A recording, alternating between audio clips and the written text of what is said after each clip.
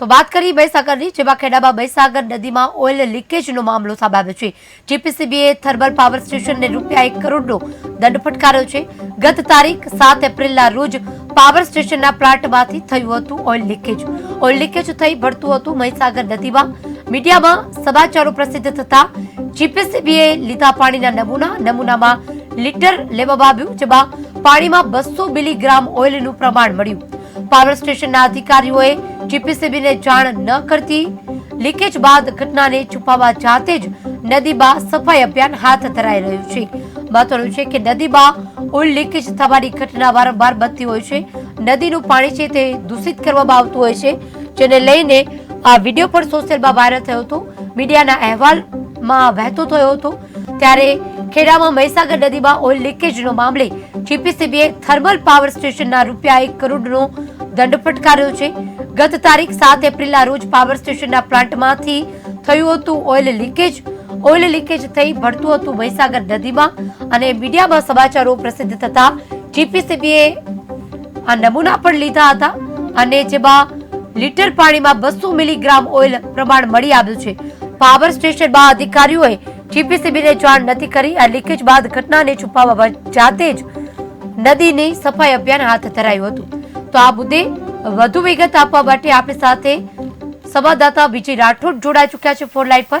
વિજય, પાણીમાં જે oil leakage થયું છે અને ભેળસેળ થઈ રહી છે, વારંવાર આવા બનાવો આપણે જોતા જ હોઈએ છીએ, તંત્ર શું કામે લાગ્યું, શું વધુ વિગત?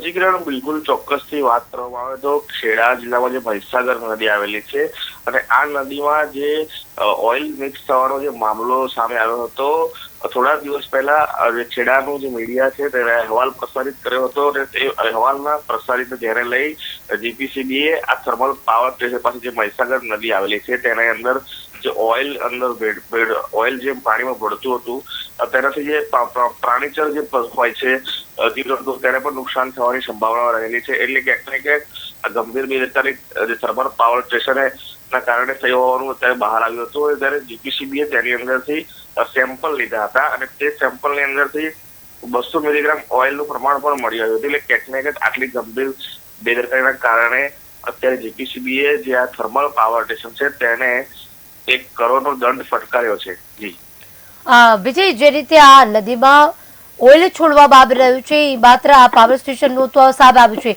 અન્ય ઘણી વખત આવી કંપનીઓ છે તે સતત આવી રીતના નદીઓમાં પ્રદૂષિત કરવા માટે ઓઇલ છોડતી હોય છે, તો તંત્ર દ્વારા શું નક્કર પગલાં લેવામાં આવી રહ્યા છે?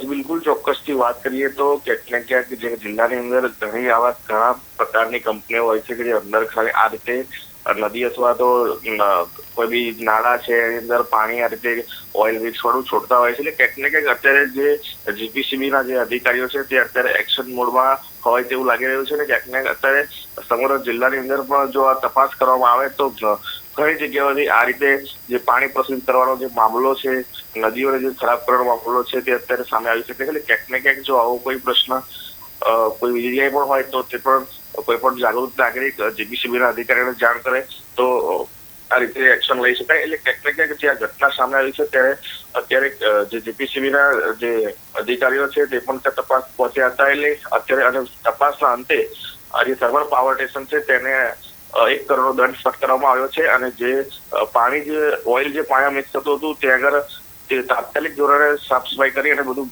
અત્યારે બંધ કરી દેવામાં આવ્યું છે। જી વિજય, સમગ્ર વિગત બદલ આભાર। તો હાલ જે રીતે નદીમાં ઓઇલ છોડવામાં આવી રહ્યું છે, પાણીને પ્રદૂષિત કરવામાં આવ્યું છે, ₹1 કરોડનો દંડ પણ ફટકારવામાં આવ્યો છે। આમ વારંવાર નદીમાં ઓઇલ છોડવામાં આવતો હોય છે અને જેની સામે તંત્ર ક્યારેક બેદરકારી દેખાડે છે। જો નક્કર પગલાં ભરવામાં આવે તો આ નદીમાં પ્રદૂષિત થતું અટકી શકે છે।